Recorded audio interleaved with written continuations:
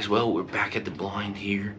This is December 4th PM hunt there, sitting right after 2 o'clock. Want to get in here plenty early. We did hunt this morning.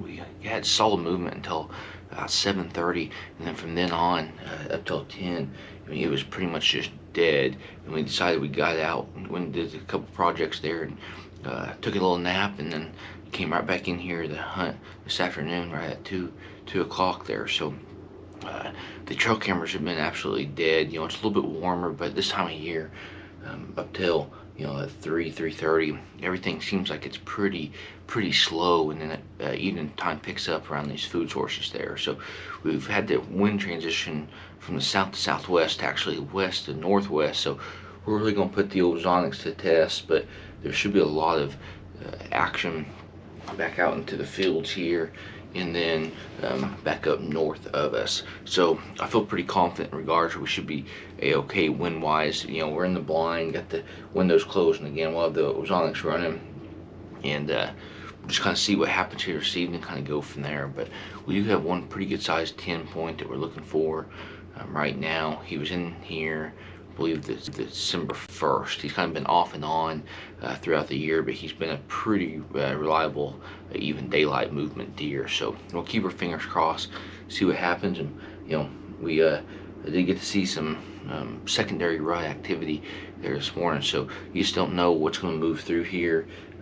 And you know, Candace rifle, so gotta love it. But we'll go ahead and get the rest of the gear set up there and take you guys along for a hunt.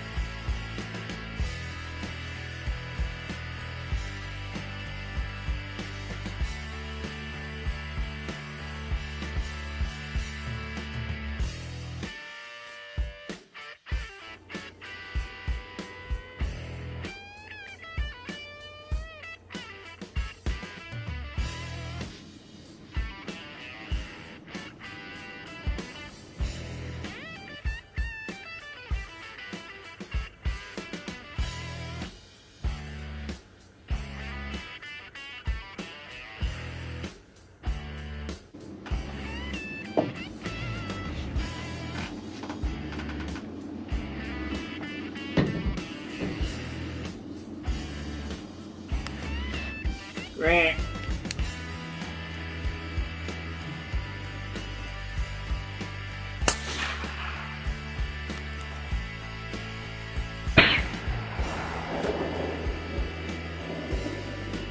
Alright guys, well, we just took that shot.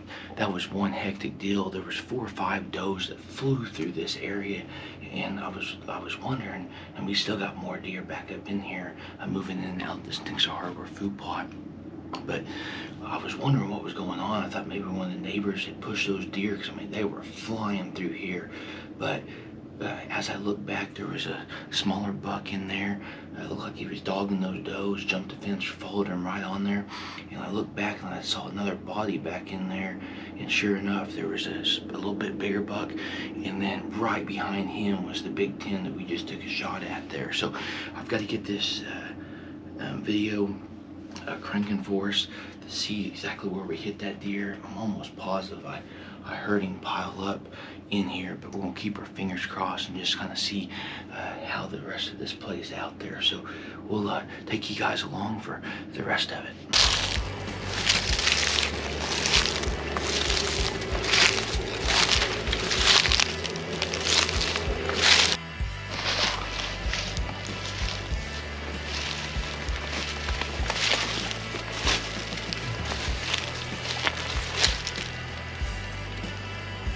Alrighty guys, well here he is. I think he's a nice 4.5-year-old deer there. Solid or decent mass there, but you know, he is a mainframe 10 there. I'm almost positive this is the deer I passed up last year at I estimated him at 3.5, and he's at 4.5 there this year there. But I'd say he'll go probably mid 140s as a 10 there.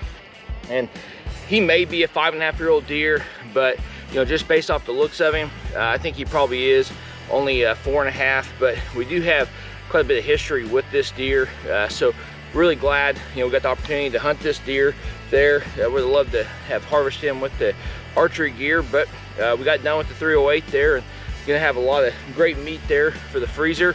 And hopefully you guys enjoyed the hunt and taking along with us.